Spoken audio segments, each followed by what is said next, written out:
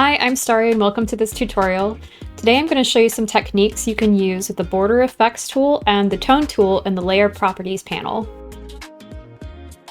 It might be a bit of a surprise that I use the Border Effects tool a lot in this illustration. I'm going to be going over a lot of different techniques in this tutorial, so refer to the timestamps below if you want to look for something specific, and I hope by the end you'll have a lot of different options to use in your own illustrations. Alright, so first up we need to open the Layer Properties panel, go into Window, Layer Property, and it'll pop up over here in your tool window. You can also pull it out if that's easier to work with. Click on your new layer, and you'll see that these new effect options pop up. The border effect is this little circle, and the tone effect is right here. It looks like a tone. First, let me show you one of the easiest and most popular ways to use the Border Effects tool by showing you how to make these stickers. So under the marker tool, I've chosen the Milli pen and have a pretty big brush size. And when I draw, you can see that it automatically is creating this border effect. So over here in your Layer Properties panel, if you check Border Effects, it will highlight in blue. And then you can adjust the thickness of the edges here by either using the arrows or by dragging the slider. And it's important to know that the border effect works on every mark that is on the current layer. So if I overlap my marks, the border effect will go around everything that is connected. You can also change the edge color by clicking on the color and then using the color wheel to change it to what you like. If you're doing something in Pixel, you can still use the border effect and turn off anti-aliasing. I think it's a very cute and useful way to add decorations and other little elements to your drawings. What if you want to turn one of your completed characters into a sticker? You can do that pretty easily. First, you want to turn off your background and paper layers so that you can see the alpha. That's this checkerboard pattern. That means that it's transparent.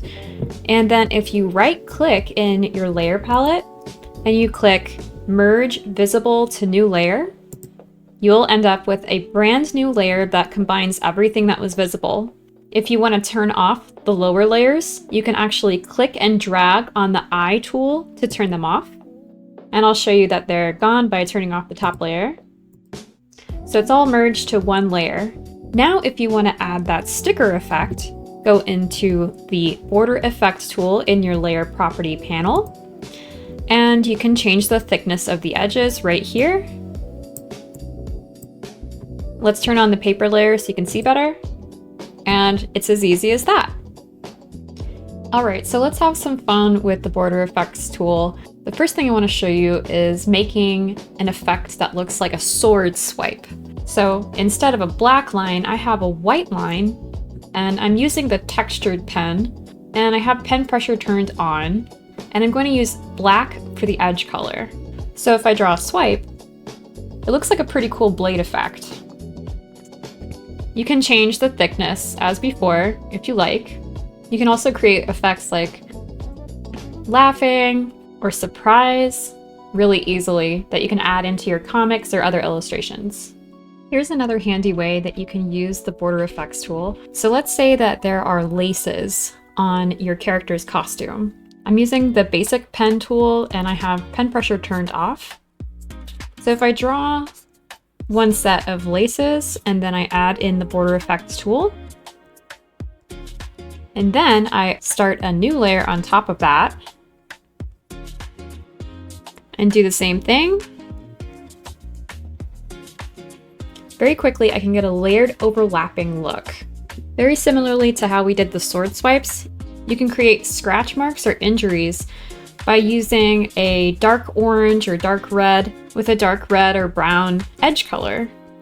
And again, I'm using the textured pen tool. Change the thickness of the edges if you like.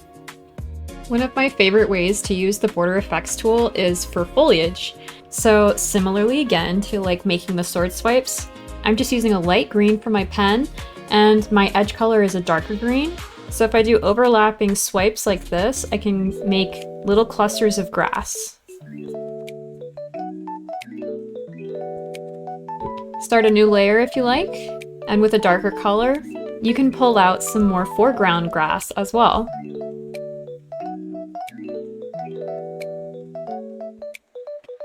I think it makes a really cool effect. You can also create leaves this way. With the smoother pen tool, and the pen pressure turned on, I can draw little leaf shapes very quickly. Or perhaps you want to draw some Sakura petals. Try picking a light pink and then making little swipes.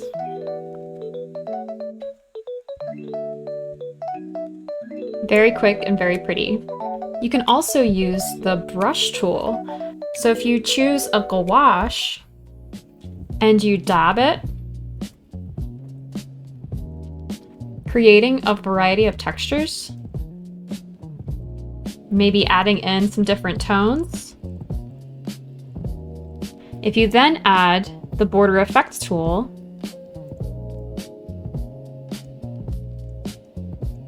in a darker green, you can start to build something that looks like foliage, like a bush or a tree.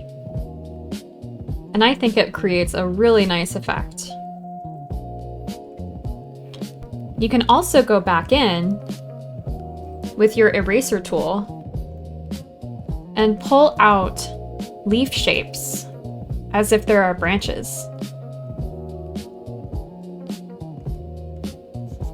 You can refine the shape of the tree as well if you like. Now if you want to add the trunk of the tree and some branches, you can do that too.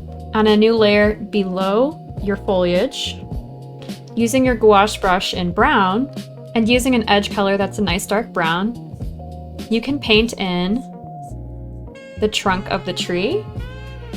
And in those little areas where you revealed through the leaves, you can draw some branches.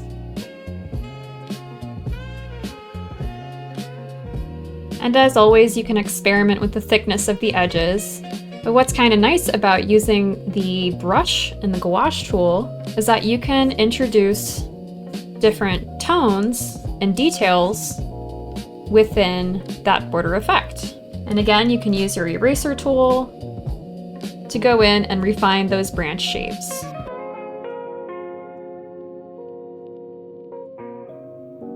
Now I want to show you a technique for making clouds. With your gouache brush, choose a nice white color, maybe with a hint of blue in it, and dab as we did with the foliage. I also like using the pointillism brush for this because it automatically introduces a variety of tones.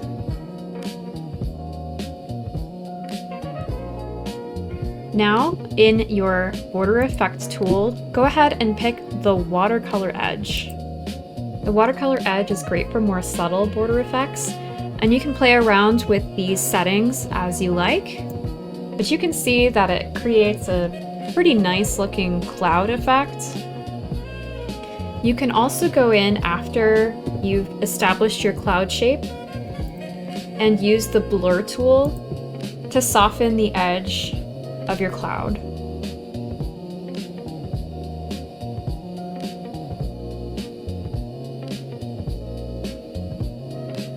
It gives it a nice variety that looks more natural. As before, you can use another layer on top of your clouds that you started. And this can give a really convincing look that there are clouds in the foreground in front of your initial clouds. You can always play around with different colors, depending on what time of day you're painting.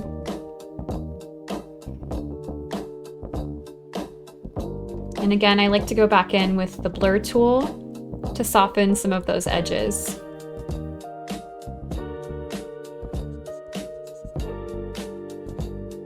Here's another fun way to use the watercolor edge. You can also add border effects to an airbrush. So using my soft airbrush and a nice white-ish color for a fog effect,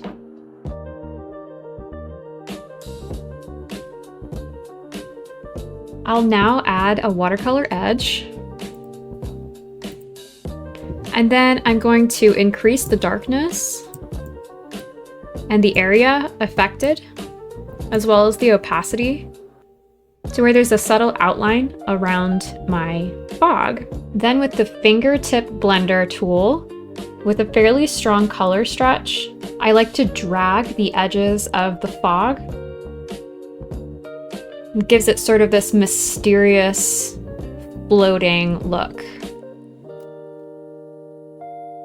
You can also go back in with your eraser tool and pull out inner sections of the fog. Then with your painterly blender or your fingertip blender, you can continue to play around with the shape of your fog. Go back in with your airbrush tool if you want to add some more strength to the edge of your effect.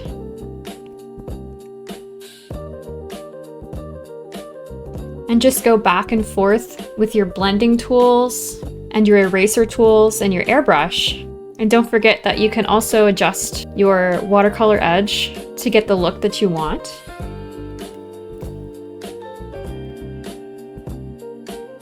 I think there's a lot of potential with this technique for making some really cool and interesting magical effects as well.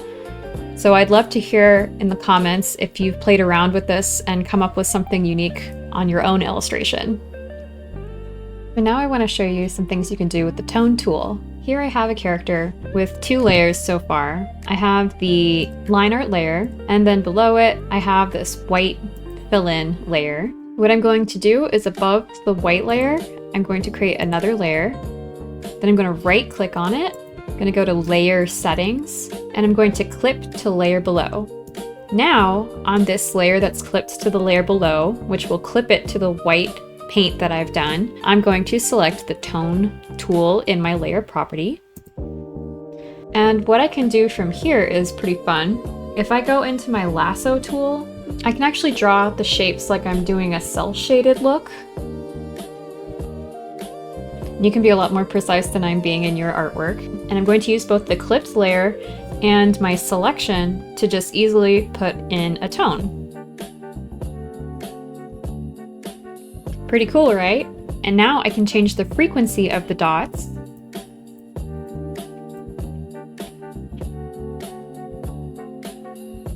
And there are a lot of different dot options that you can play with that will give you a variety of looks in your tones. So you can play around with that and see what you like.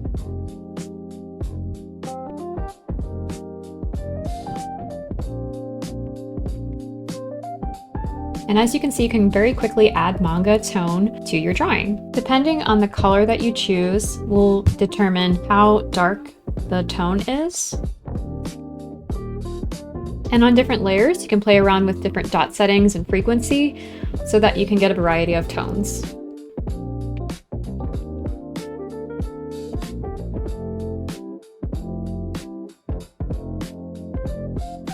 Alright, so let me show you some decorative effects that you can do with the tone tool. So in my tone tool, I have the frequency set to 5 and my dot settings to ellipse. Then I have a soft airbrush selected as my tool, and I have black as my color. This gives you a really cool Y2K blob effect.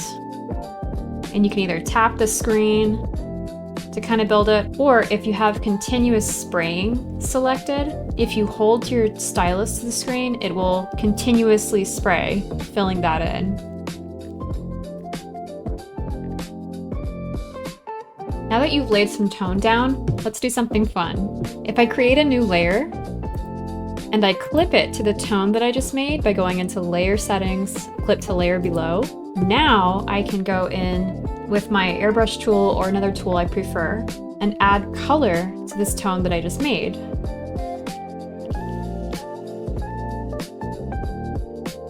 You can also use the blur tool to blend your colors if you want. And you can pretty much just go crazy having fun adding color. You can also use the Polygon tool with the tone tool. So I have my Polygon tool set to create fill, and I have a ninja star dot setting at a frequency of 15, and I have 3 corners set, so I'm making a triangle. If I click and drag, and then click again, I get a nice triangle.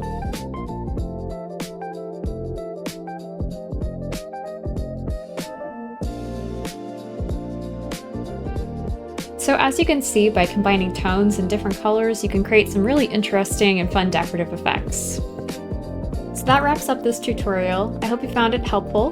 Please like, share, and subscribe to help the channel grow, and I'll see you again soon. Bye!